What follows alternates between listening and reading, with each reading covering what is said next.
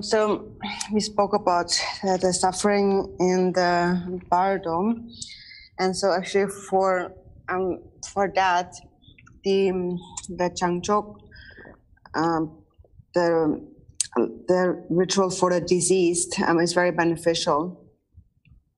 There's some who have not received empowerments or instructions or the refuge vow while they were alive. And so then after they have died, the Changzhou becomes like a refuge, like the refuge vow for them. And it is said actually that it is easy to benefit someone who has died, much easier than someone who is alive.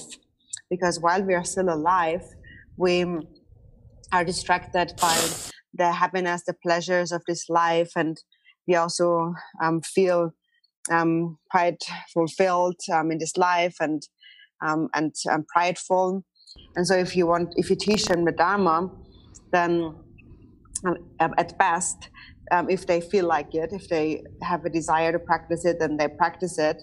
But if they don't feel like it, then they feel that it doesn't really make a big difference whether or not I practice the Dharma, and then on top of that, practicing the Dharma could be really troublesome and so on. And so then in the bardo, however, their mind becomes like a feather blown by the wind. Then they have no freedom. And so at that time, therefore, the Changchok, for example, is extremely beneficial when they don't have any freedom. So when we think about that suffering or the suffering of an animal like an ant, for example, what is the fault in that? The fault of being in that state is that awareness has not reached autonomy. We have not gained control of our mind. So it happens in our meditation. When you meditate, you just can't stay still. You can't stop thinking. And there's this endless chain of thoughts constantly arising. There's so many thoughts of attachment, aversion, and ignorance, and so on all the time. So that is why, while we are alive, it is important to gain autonomy of awareness, to practice while we are alive. And so for that, the Changchok also is very important, especially it has to be performed, but when it is performed with love and compassion, because the root of all the afflictive emotions is self-grasping. And it is because we grasp at a self that we hold the existence of self and other, this dualistic existence, to be true. So we believe in a true substantial existence. And then we become attached to happiness and we have an aversion against suffering. So all these thoughts of attachment and aversion have their base, their foundation, they arise out of self-grasping. And love destroys self-grasping. Naturally, the afflictive emotions and various imprints will diminish and the mind becomes relaxed. So actually the mind itself is beyond coming and going. So now if in the daytime we are in a state of delusion, then it will be similar in the dream. And then it will be just like that in the bardo. So therefore it is important to train while we are alive to gain control over our awareness, to gain autonomy through meditation practice. And when we practice meditation, we are training our awareness with the thoughts and the afflictions that arise. But this is how we gain mastery, by training with the thoughts. And then when you have attained mastery, then when a thought arises, upon arising, it already disappears. And then similarly, it will be similar in the bardo. Then this chain of thoughts will not appear. So again, it is said that between those who have passed away and those who are alive, it's easier to benefit the beings in the bardo and those who have passed away. If, for example, it is like when you're trying to carry a large tree trunk, if you put it in water, like in a river, then it becomes very light. and a small number of people can carry, can kind of drag it, can pull the tree trunk. It's not so heavy.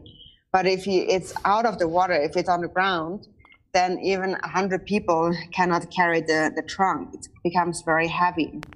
So this is kind of the difference between someone who is alive and someone who is in the bardo. It becomes much easier to benefit them when they're in the bardo. Because when we are alive, then we are attached to this life. And due to this attachment, also we have created this physical, material body. And in that state, often it's very difficult to direct the mind toward virtue. Engaging in non-virtue comes very easy. It almost happens naturally. But practicing virtue requires a lot of effort while we are alive. So when we have passed away, then bodhicitta we can benefit them through bodhicitta. And through bodhicitta, then virtue naturally arises. So in this way, we can benefit those beings who have passed away. So, but whether they are alive or whether they have passed away, we benefit them with bodhicitta. And somebody who possesses bodhicitta just naturally will be a good person. They will do good things. They will not do things that harm others, and so on. So just naturally, one's mind becomes positive and happy when we give rise to bodhicitta. So also a person who is alive, if they cultivate the relative bodhicitta, they will naturally abandon harming others, and they will naturally accomplish the benefit of others. And then the ultimate bodhicitta is cultivated by training awareness with the thoughts that arise until awareness attains stability. And that is something you can only decide for yourself. Like we mentioned that example yesterday, there's this like sword, this iron that can cut, is so sharp, can cut itself, can cut iron. So it becomes so refined. And similarly, the mind becomes so refined, so sharp, that it can cut through all its thoughts and afflictive emotions. So if one practices with diligence, this can be accomplished. For example, you might not be able to liberate all the thoughts in a day, but in one day, you might recognize a single thought. And if you're able to liberate a single thought, then you have cut through a single thought. And then the next day, you cut through 2 thoughts, and then 3 thoughts, and 4 thoughts, and 5 thoughts, and so on. So until one day, you're cutting through all the thoughts. And then eventually, it doesn't even require any more effort. It just happens naturally. So this is when awareness has attained stability. And this awareness then is also called like heroic or courageous. As you mentioned in the Siakangma, the Golden Temple prayer by Jigten Sumgön, they said that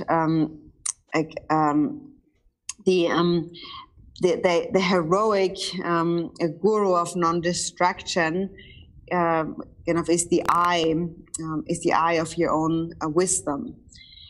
So it is the one that overcomes, the victorious, like heroic, because victorious over afflictive emotions and thoughts and suffering, having become liberated from suffering and from afflictive emotions. Awareness becomes heroic or courageous, like a hero.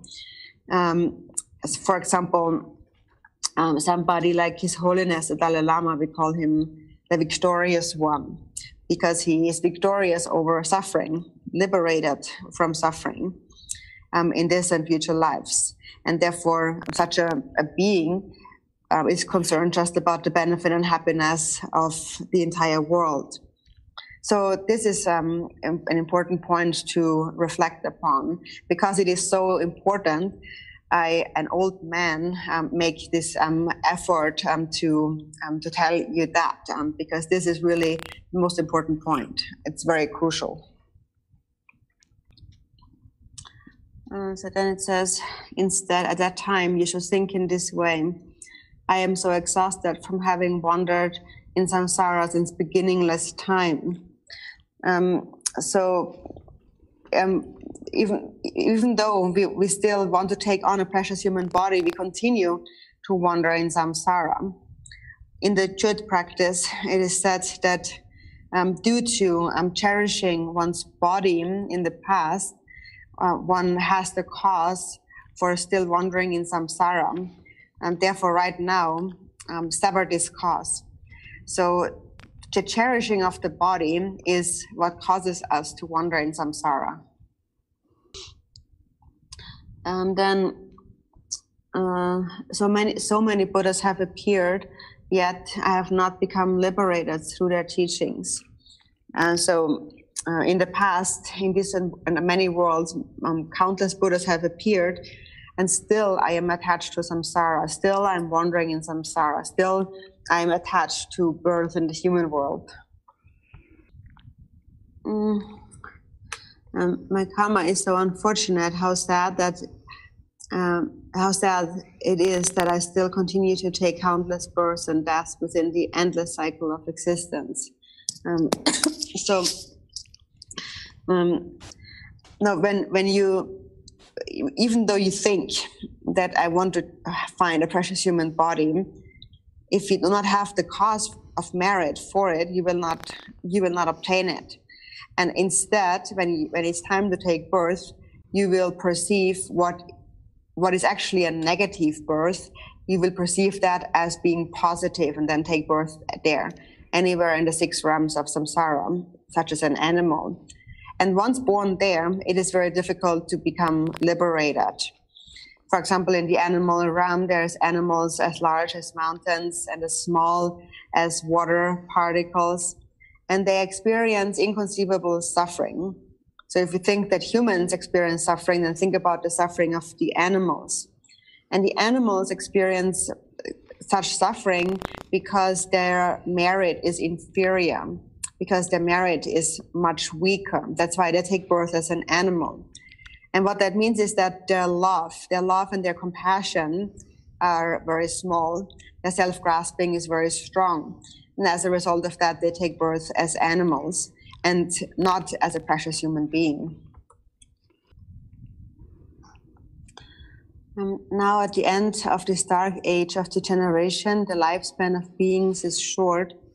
There are many diseases and obstacles are uncontrolled. And by taking on a human body, one only purchases one's own unhappiness. So this degeneration is dark age of degeneration.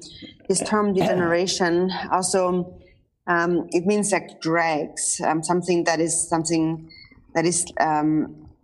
negative that remains behind. For example, when you're brewing beer, then there's like these dregs that remain after having brewed the beer.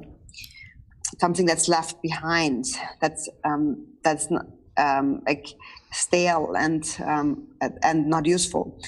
And so then the opposite of the dregs is the pure essence. So the purity of the mind, or the pure essence of the mind, is love. And in degenerate times, this purity of mind, love, declines more and more. And self-grasping, which is like the drag, the impurity, then it rises more and more. And in this way, afflictive emotions rise more and more. And as a result, on the outer and inner level in this world, there is an increase in suffering. There's endless suffering. There's ongoing, uninterrupted suffering. Day and night, continuously, beings are born and beings die. It is like a never-turning wheel, or where crops seeds are being planted and crops are growing continuously. So actually, there's not a time where a being doesn't die, and there's not a time where a being isn't born. It is just that normally we are not aware of that. Just nowadays, for example, where we have this pandemic spreading in the world, now we are becoming aware that there is this disease and so many people have died.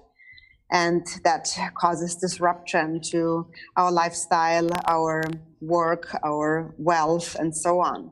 So suffering is increasing. So, and even that too has the same cause. It is because the minds of sentient beings is degenerating. The afflictive emotions are degenerating. And that leads to outer disruption.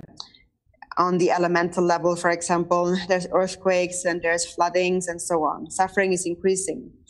We speak about 5 different kinds of degeneration, such as the degeneration of view, degeneration of people, degeneration of the Dharma, and so forth. There's different kinds.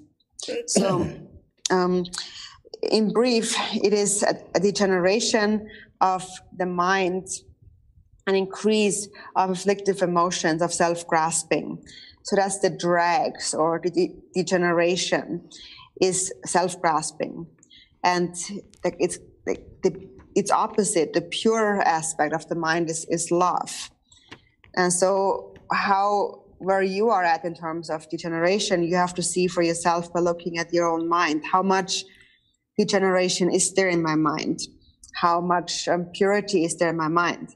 If there is degeneration in the mind, then it is with 100% certainty that you will experience suffering. Then, unless one has attained the bhumis, it is not possible to be born in Pure Lands like manifest joy. This is like trying to reach something that is unattainable. For example, it is said that the supreme among Pure Lands is the Eastern Pure Land of manifest joy, which is also Chakasambhara's Pure Land. And it is said that unless one has attained the 8th bhumi at least, it is impossible to be born there.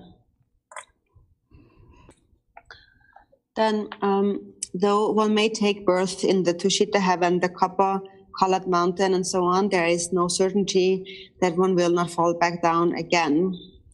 And so, regarding the Tushita heaven and the copper-colored mountain, I haven't studied much about the various Pure Lands, but I've heard about the copper-colored mountain, that the upper part of that Pure Land is the sphere of the Dharmakaya and the Sambhogakaya. And then the lower part is the island of the Rakshas, where Guru Rinpoche resides as the king. And it is said that if one doesn't follow the rules, the law, then the king, which is Guru Rinpoche, will punish one. And then if one loses one's faith, one's devotion, then one again takes birth in the 3 lower realms.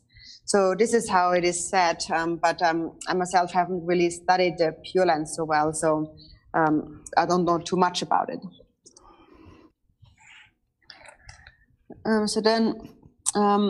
And though one may go to the holy mountain of Potala, if one's karma is impure, chances of encountering Avalokiteshvara are very small.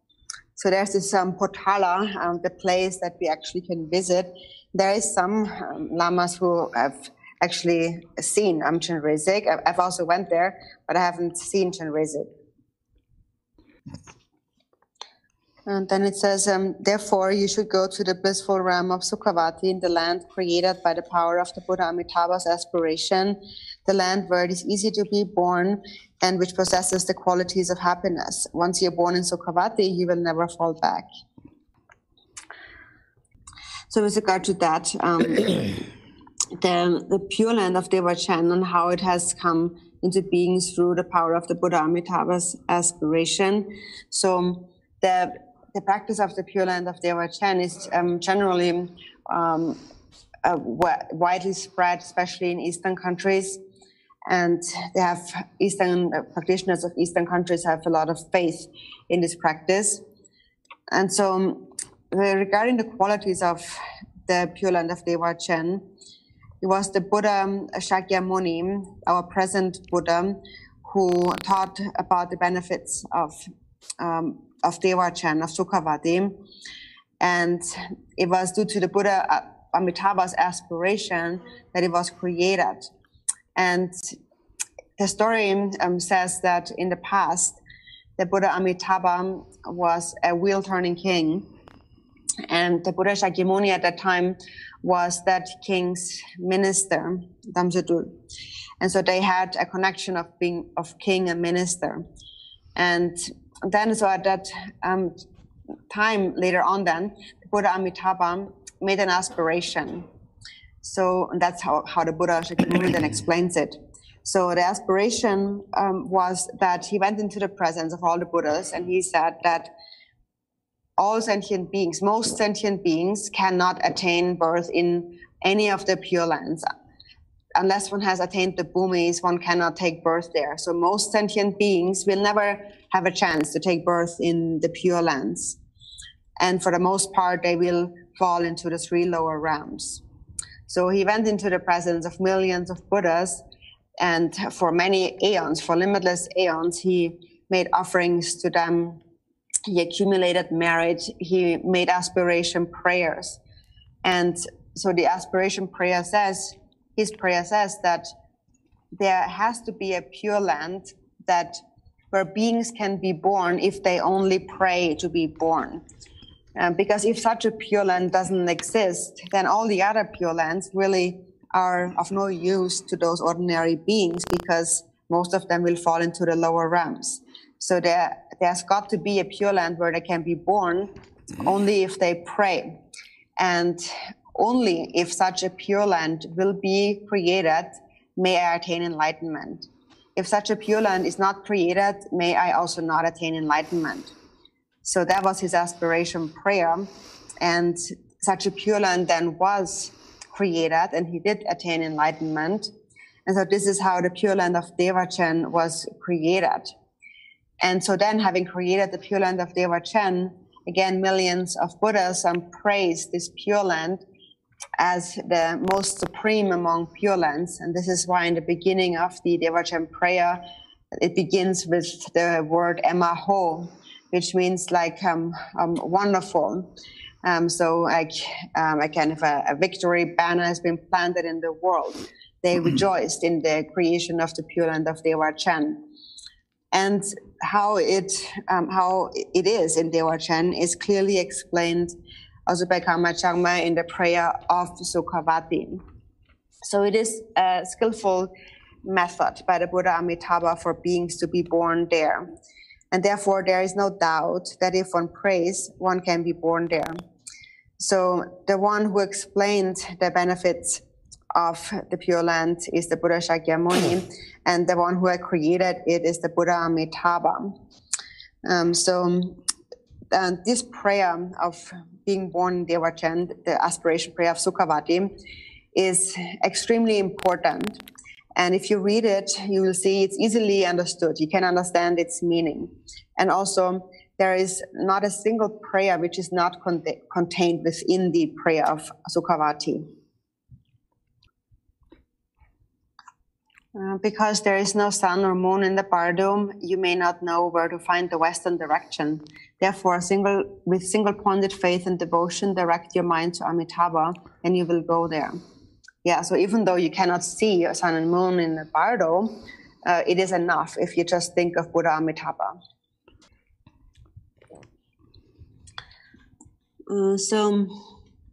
Because Sukhavati lies beyond unfathomable universes, getting there is not difficult. You get there in the flash of an instant by simply thinking of it. So do not think that you cannot get to a place so far away. So it is said that the Pure Land of Sukhavati of Dzogchen lies unfathomable universes beyond ours, or world systems. And so actually nowadays I've also heard that science actually is speaking about that. They have investigated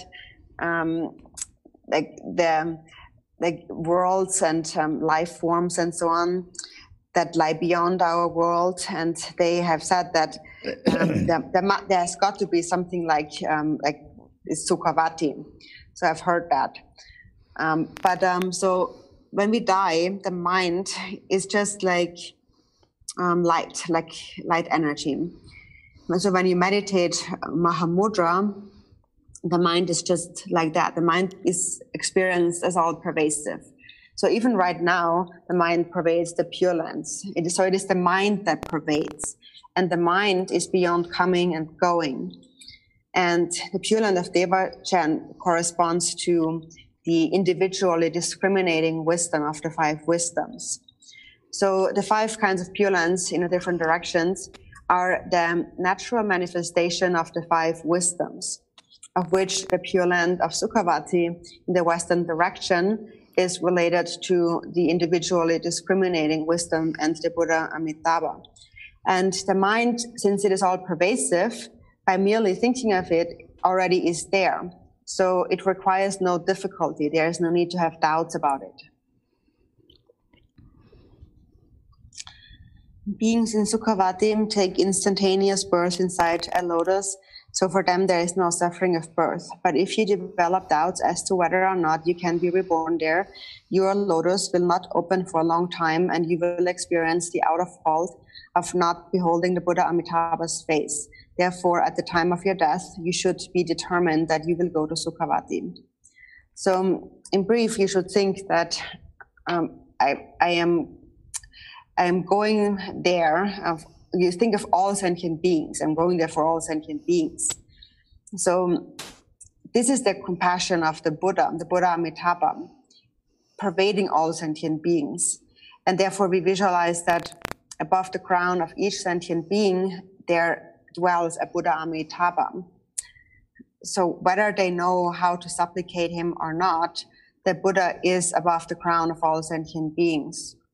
From a relative perspective, the Buddha Amitabha is there because out of his great compassion for all sentient beings, with great compassion, with unobjectified compassion, he pervades all sentient beings.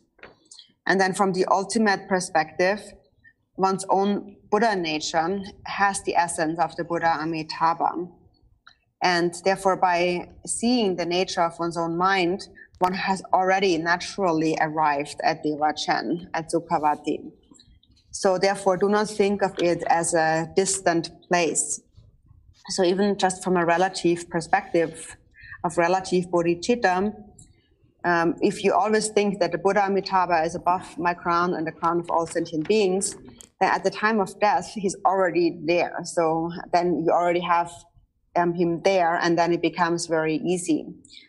So this is also my own personal experience. I'm a very sinful person, and I am supplicating the Buddha Amitabha again and again. So there are many skillful means, but what is important is to have trust. And so to also represent his Amitabha's nature of being everywhere and above the crown of every sentient being. There's many Amitabhas. I have also created this image of the multiple Amitabhas that I find will be very beneficial for you, and which is why I have distributed them. The succession of Padmas and Bhavas, 1,000 million emanations, and his supreme Nirmanakaya are all emanations of Amitabha. In 1,000 million worlds, the Avalokiteshvara Karmapas and the 1,000 Buddhas of the fortunate Aeon and so on are all emanations of Avalokiteshvara, and the actual Avalokiteshvara dwells in Sukhavatim. So it is just like it is said here, but in brief, Buddha nature, it is related to Buddha nature. And so first of all, the Dharmakaya, which is Buddha nature, within the expanse of primordial wisdom, all the Buddhas are one. So this is the expanse of the Dharmakaya. From the space-like expanse of the Dharmakaya appear the rainbow-like Sambhogakayas, and then the rain-like Nirmanakayas.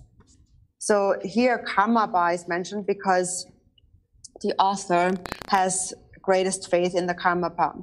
And whoever one has the greatest faith in, within this Lama, all the Lamas are complete. So whichever Lama it is, whether it is from the Sakya, Gelopa, Nima, or Kagyu tradition, whatever Lama you are devoted to, he is an emanation of Amitabha. So how we understand an emanation of Amitabha? First, we need to understand the nature of the Dharmakaya and Buddha nature. Also animals, for example, possess Buddha nature. Buddha nature pervades samsara and nirvana. It's just that some have realized it and some have not. So this is what it means. And so some people might see this with a biased mind and think that, oh, it's just the karma bar. I wonder why it's just the karma bar. But it's an example of a lama that you are devoted to. So it could be any lama that you are devoted to. And this lama, you can say with 100% certainty, is an emanation of Amitabha. There are 1,000 million Mount Merus, and there are just as many Vajrapanis. The succession of his regents and so on are emanations of Vajrapani, he who has obtained great power. Furthermore, a physical manifestation of each guru, Gampopa, Karmapa, Dusam Kempa, Karmapa, Tongpa Dundan, and so on, abides in Sukhavatim. An example of any guru can be found there. Go there, Karma Rinchen. So that is whatever guru you are devoted to the most, this is the guru which will then appear. So when you think of Amitabha, then it is your guru, then also that will appear. And so in terms of the body of the guru, they appear separately. That's their Nirmanakaya form. They directly appear, go to the 6 realms of samsara in their individual forms. Their speech is the twofold truth, and their mind is omniscient wisdom. And for example, in this world, actually, any male person with compassion can said to be an emanation of Chenrezig, and then any female with compassion can said to be an emanation of Tara. For example, nowadays in the world where there's a lot of suffering and disease, we can see there are so many people who work for the benefit of others, like those who volunteer and who really give up themselves, their own life, really for that, like doctors, physicians, and so on, spiritual beings, worldly beings, anyone really who engages in these activities that bring benefit and happiness and peace to sentient beings really should be understood to be emanations of Chenrezig. So then how wonderful it is to be born in Sukhavati and so forth. So then this section is really according to how it is explained in the prayer of Sukhavati.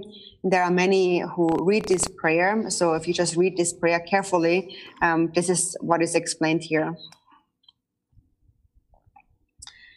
Then their clairvoyance and miraculous powers are unobstructed. They can visit any pure land such as manifest joy, and they can receive Dharma teachings in those lands and then return to Sukhavati in the evening.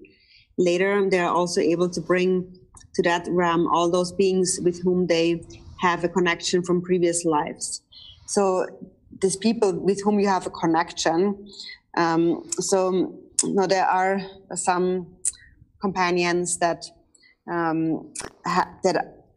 while they are alive, they have a connection to each other, a strong, even a Dharma connection. They are very harmonious and they share great love, kindness with each other. And then when a person dies, then they still have this love and this attachment for each other. And so then if one wants to benefit them if they have died. And so you think of them. But then if you have not obtained a bhumi, then by just thinking of them with attachment, you're actually not benefiting them. You're actually possibly causing them to take birth in an inferior birthplace. So therefore, it is better to first go to Devachan. So once you're in Devachan, you naturally, automatically obtain the bhumis. So for example, it's like first you become American citizen, you have your passport, and once you have your own passport, you can also bring other people over. So it's on a relative level similar to that. So once you're born there, you attain the bhumis and you already possess more power. And otherwise, you wouldn't have this power. And once you're born there, you immediately attain the 8 bhumi, and then you can benefit others. You can help them to be born in Devachan and perform various miracles and so on. So in this way, you're actually benefiting them. So if you want to benefit them, therefore, you should make up your mind and think that on the relative level, first, I must take birth in Devachan, and then I can bring them all here. So at this point, it is much easier to benefit them. It's easier to bring them up once you are there. So therefore, think with a resolved mind in this way.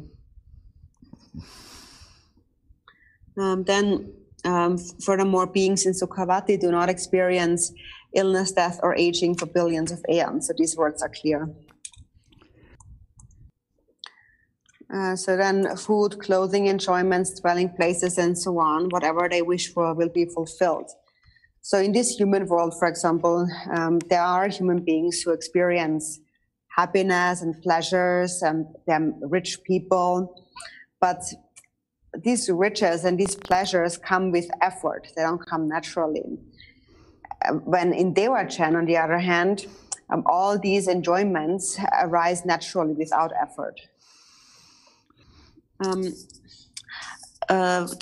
They do not exert themselves, nor do they need to look after anything. Whatever sins may exist from previous lives will be purified upon seeing Amitabha's face, by listening to his teachings, and by prostrating to him and circumambulating him. Thus, beings there do not need to experience the suffering of karmic maturation. And so beings there do not experience the suffering of karmic maturation. In this way, they cultivate the samadhi of the holy dharma and traverse the 10 bhumis and 5 paths in their own lifetime. It is said that when the time comes to pass from one's life in Sukhavati, it is impossible to not become a perfect Buddha. So this is saying that when one dies, one becomes a perfect Buddha. Therefore, the Light Array Pure Land Sutra, the White Lotus Sutra, and the Dharani of the Buddha drumbeat, along with the existing sutras of the present Buddha and the teachings of Guru Padmasambhava and Majilabdun are all the same, like earth and bricks arranged together. Therefore, dedicate your virtues to be born there. In brief, what this means is that although there are many different teachings, they all have a single meaning. They're all the same. Therefore, dedicate your virtues to be born there. So any kinds of virtue, large and small. So you can think that may self and all sentient beings then attain that state. But ideally, you only think of sentient beings and you don't think about yourself, because anyways, you are also a sentient being. So there is no need to think about yourself as separately. So just think about all sentient beings single-pointedly. And then recite the prayer for excellent conduct and the prayer of Sukhavati each day without fail, unless you have committed any of the 5 grave deeds with immediate result or have abandoned the holy dharma. You will be born in Sukhavati if you practice in this way. This follows the aspiration of Amitabha, which says that if you sincerely pray for it 10 times a day, you will be born there. The crucial point is to be without clinging attachment. So these words are also clear. We stop here for now. Please discuss with each other, Dharma friends. Meditate. Actually, meditation is most important. It is that a sign of meditation is an absence of afflictive emotions.